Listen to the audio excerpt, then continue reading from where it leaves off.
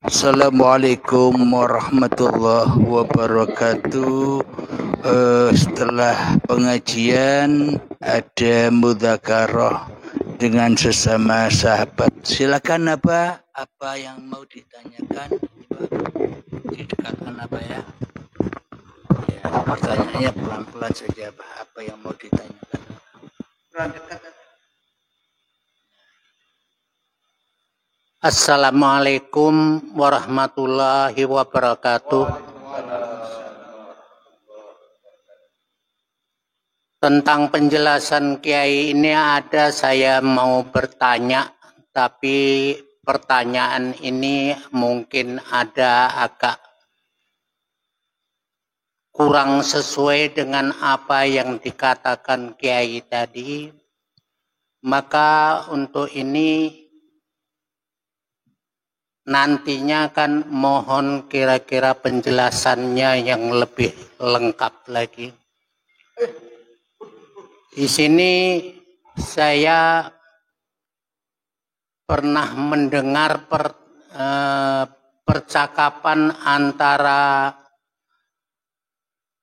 malaikat munkar dan nakir di dalam kubur kepada si mayat. Jadi pertanyaannya itu, siapa Tuhanmu? Ini pertanyaannya. Siapa Tuhanmu? Tapi penjawabannya kalau Tuhan dijawabkan Tuhan itu Allah, itu kan nama. Nah, begitu. Ini yang ditanya itu Tuhanmu itu siapa? Jadi ini pertanyaan ini kira-kira macam mana yang dijelaskan oleh Kiai tadi kan, termasuk kunci brankas tadi sudah dibuka, cuman keterangan-keterangan yang di dalamnya itu rasanya belum lagi mendalam kepada hamba-hamba kami yang hadir nih. Jadi untuk ini perlu rasanya kan memberi penjelasan yang lebih lengkap. Jadi dijelaskan kira-kira kan apa pertanyaan-pertanyaannya. Nah, begitu. Termasuk yang saya maksudkan tadi kan ada malaikat tadi ada menanya kepada mayat di kubur, mengatakan siapa Tuhanmu? Nah, jadi kalaulah dijawabkan Allah itu kan nama, jadi belum tepat. Untuk ini saya kembalikan kepada Kiai.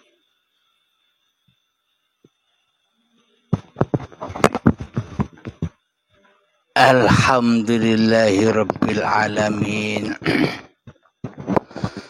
Inti pertanyaan dari kakek, bagaimana cara menjawab saat kita mati besok, pertanyaan malaikat mungkar dan nakir. Iya kan, Kek? Alhamdulillahirabbil alamin. Jadi sebelum menjawab pertanyaan ini semua, mari kita logikakan di dalam hati kita. Seumpama kakek sedang tidur, terus saya tanya, Kek, marrobuka? Kakek sedang tidur. Kira-kira kakek bisa menjawab? Tidur, apalagi mati, bisa menjawab kakek. Apakah berlaku pertanyaan kepada orang mati? Apakah berlaku pertanyaan kepada orang tidur? Karena orang tidur, orang mati sudah bebas dari pertanyaan itu. Kenapa? karena mereka sudah kembali kepada Tuhannya. Jadi yang ditanyakan oleh Pak Mudin waktu di kuburan, ketika kita mengantarkan jenazah, Pak Mudin menuntun sang mayat yang ada di dalam kuburan. Mayatnya mati, dipendam tanah, Pak Mudin memberitahu kepada mayat yang tidak ada hidupnya, mayat yang tidak ada pengertiannya, mayat yang tidak ada pandangannya, mayat yang tidak ada pendengarannya, diberitahu oleh Pak Mudin, Marabbuka, siapa Tuhanmu? Bila kau nanti ditanya oleh malaikat mungkar dan nakir, jawablah Allahu Rabbi. Mana biuka, siapa nabimu? Nanti kalau ditanya siapa nabimu, bilang, jawablah Muhammad nabiku. Jadi itu jawabannya kalau ada malaikat mungkar dan nakir. Apakah orang yang mati bisa menjawab? Tidur saja tidak bisa menjawab, ya kan Mbak? Nah, maknanya siapa sih ahli kubur itu? Siapa sih mayat-mayat itu? Ahli kubur dan mayat-mayat itu adalah manusia yang belum menemukan kunci berangkasnya. Manusia yang masih terkungkung, terbelenggu dengan hawa nafsunya, itulah mayat-mayat, itulah ahli kubur. Jiwanya dipendam di dalam kuburan, jasad-jasad yang dari tanah itu apa? Jadi yang dituntun itu bukan mayat, tapi orang-orang yang ngantar itu loh. Yang diseru, wahai manusia yang masih mati hatinya, wahai manusia yang masih keras hatinya melebihi kerasnya batu. Bila kau ditanya oleh malaikat mungkar dan nakir, Marabbuka, siapa Tuhanmu? Maka jawablah Allahu Rabbi. Yang dituntun gedek-gedek saja. Yang dituntun ngakak-ngakak, ngerokok, ngobrol sendiri. Kenapa? Bagaimana mungkin ia bisa menjawab Allahu Rabbi, sementara di dalam hatinya yang dituhankan hawa nafsunya sendiri, ya tidak bisa menjawab. Orang yang masih hidup saja tidak bisa menjawab, apalagi mayat. Nah, jadi bagi siapa yang bisa menjawab? Bagi mereka yang sudah kembali kepada Tuhannya lah yang bisa menjawab. Maknanya bila manusia sudah pulang kepada Allah, pulang kewujudan manusianya kepada kewujudan Tuhannya, pulang kehidupan manusianya kepada kehidupan Tuhannya, maka bebaslah manusia dari pertanyaan seperti abad tidur tadi. Kira-kira apa kalau saya tanya Marabbuka waktu abad tidur, kan tidak bisa jawab apa. Nah, jadi maknanya ahli kubur itu manusia-manusia yang masih terlena di dalam kehidupan dunia ini. Tidak bisa jawab bila Allah Tuhanku. Jadi maknanya malaikat mungkar dan nakir itu datangnya kepada siapa? Bukan kepada mayat yang di kuburan, tapi kepada setiap hati manusia yang ingkar kepada Tuhannya. Duduknya ditanya oleh malaikat mungkar dan nakir, Marabbuka, dalam hatinya, bukan Allah yang mendudukkan aku duduk sendiri. Tidak bisa menjawab Allah yang mendudukkanku. Karena manusianya masih menyembah dirinya sendiri. Waktu berdiri tidak bisa manusianya yang memberdirikanku Allah. Tapi hawa nafsu, dirikulah yang berkuasa untuk berdiri. Dirikulah yang berkuasa untuk sholat. Dirikulah yang berkuasa untuk ibadah.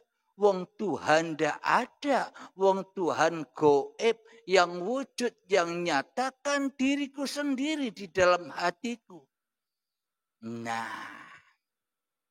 jadi kita mungkar terus. Jadi ditanya oleh malaikat mungkar, "Marabbuka, siapa Tuhanmu yang bisa mendudukkanmu?" Kita tidak bisa menjawab di dalam hati kita, kecuali kita bisa menjawab, "Akulah yang duduk." Allah goib. Allah tidak ada. Bagaimana mungkin bisa jawab? Orang yang masih hidup pun tidak bisa jawab apa, apalagi orang mati. Jadi maknanya manusia yang merasa masih hidup diri manusianya, itulah orang mati di sisi Allah. Mati hatinya, mati kesadarannya, tak kenal Tuhannya kecuali mengenal dirinya sendiri di dalam hatinya. Jadi ketika kita melihat mayat lagi dimakamkan, kita seolah-olah ingin taubat apa? Waduh, sebentar lagi aku kayak begitu. Takut mau berbuat maksiat, takut. Iya kan, Mbak? Nah, setelah sepulang dari pemakaman, baru 7 jangka dari kuburan kita mungkar lagi. Kita ditanya lagi oleh malaikat mungkar, "Marabbuka, marabbuka, marabbuka." Kita tidak bisa jawab. Karena kita mentuhankan diri kita sendiri, ya kan, Mbak? Nah, itu maknanya. Jadi kalau makna syariatnya ya memang seperti itu. Tapi hakikat yang sebenar-benarnya itu semua kejadian-kejadian hati. Karena Allah tidak memandang rupa dan hartamu, Allah tidak memandang ilmu dan amalmu, Allah tidak memandang nasab-nasab kemuliaan-kemuliaanmu, tapi Allah hanya memandang hatimu. Jadi isi Al-Quran semuanya itu babakan lagunya hati. Jadi sudah tahu apa? Marabbuka kapan? Sekarang pun kita ditanya oleh malaikat mungkar. Ketika kita lalai dari Tuhan. Siapa Tuhanmu? Siapa Tuhanmu? Kita sombong. Tidak bisa jawab. Kenapa? Karena kita mentuhankan diri kita sendiri. Tidak bisa menjawab. Karena cahaya di dalam hati kita masih cahaya yang gelap. Cahaya apa? Cahaya hawa nafsu kita sendiri. Jadi kita pun sekarang ditanya terus ya Pak, sama malaikat mungkar dan nakir. Iya, maknanya kembalilah kepada Tuhanmu sebelum kau dikembalikan dengan paksa dan siksa. Nah, jadi kalau sudah ketika ada orang meninggal, ucapkan inna lillahi wa inna ilaihi roji'un. Datang dari Allah, pulang kepada Allah.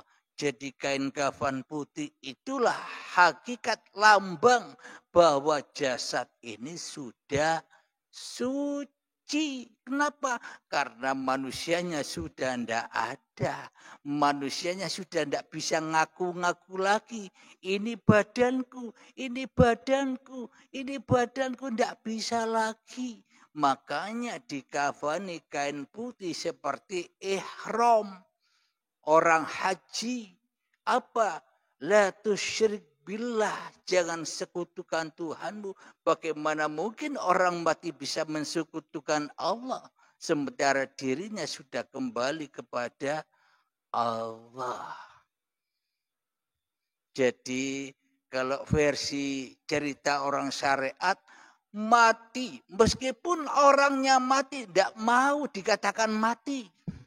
Kenapa? Karena nanti setelah kita pulang, mereka hidup lagi, duduk, didatangi malaikat mungkar dan nakir. Sebelum malaikat mungkar dan nakir, lebih baik kita bongkar lagi kalau dia hidup, agar dia kembali hidup lagi ke dunia. Jadi selamanya kita tidak ridho orang mati, sudah benar-benar mati kok dikatakan masih hidup, menerima siksa, azab kubur. Siksa kubur ya kan Pak? Berarti kan menganggap orang itu kan masih hidup. Selamanya manusia tidak mau lebih rendah daripada Tuhannya. Maunya manusia lebih tinggi dari Tuhannya. Kalau kita mengira manusia hidup terus, kapan Tuhan ini mentuhani manusia?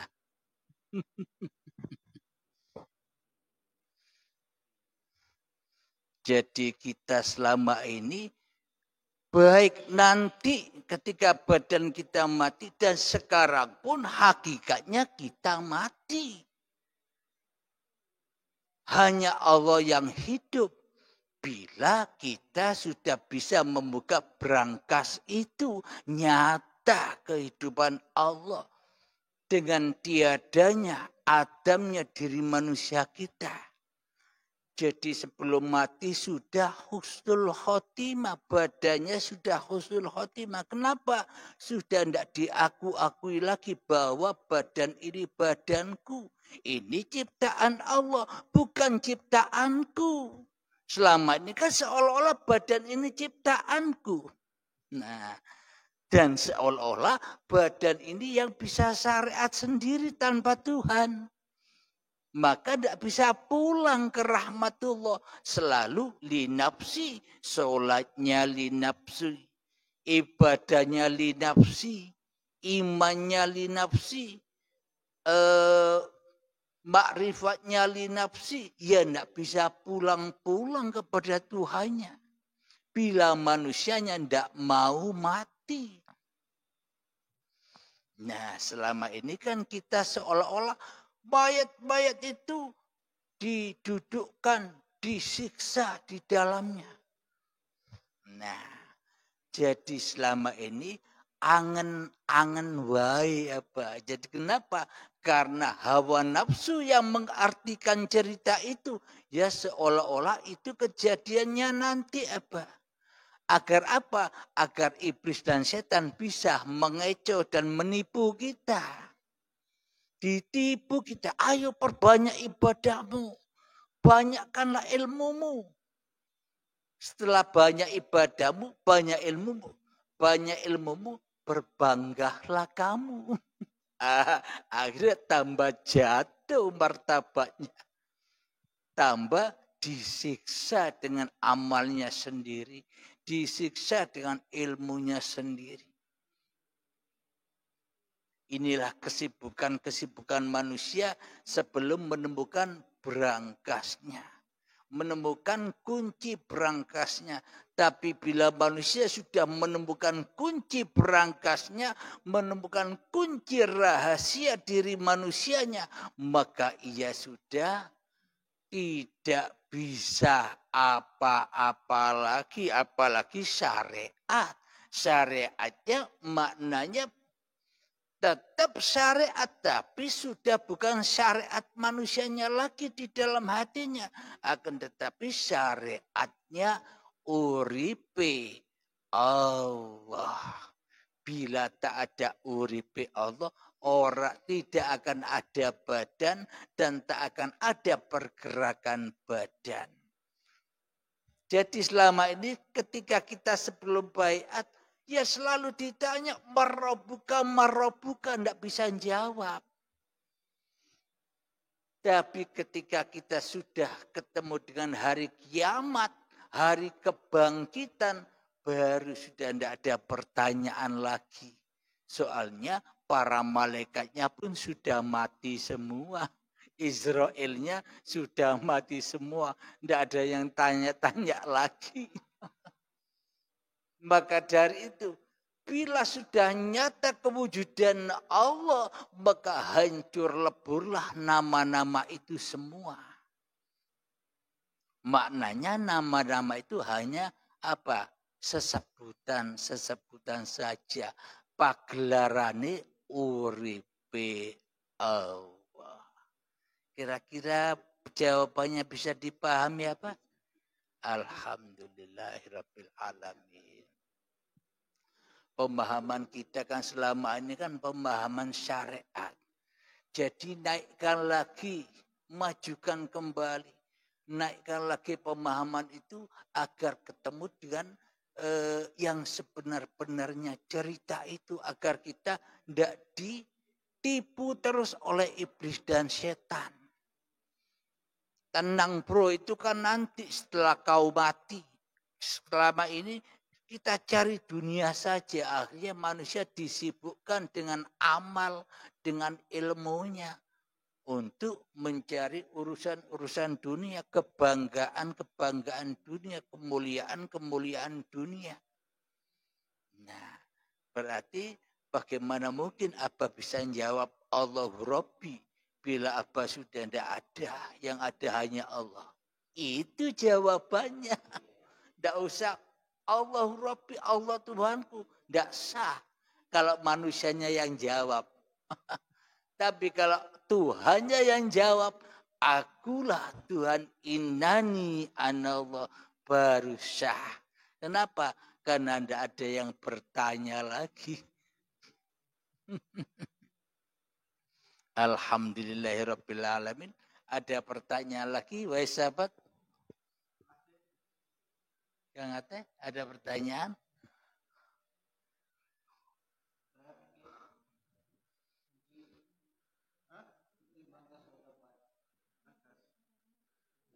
Kuncinya bukan kunci-kunci pintu itu. Iya. Maknanya kuncinya apa? Jangan jadi Tuhan lagi di hati kita. Kembali kan masih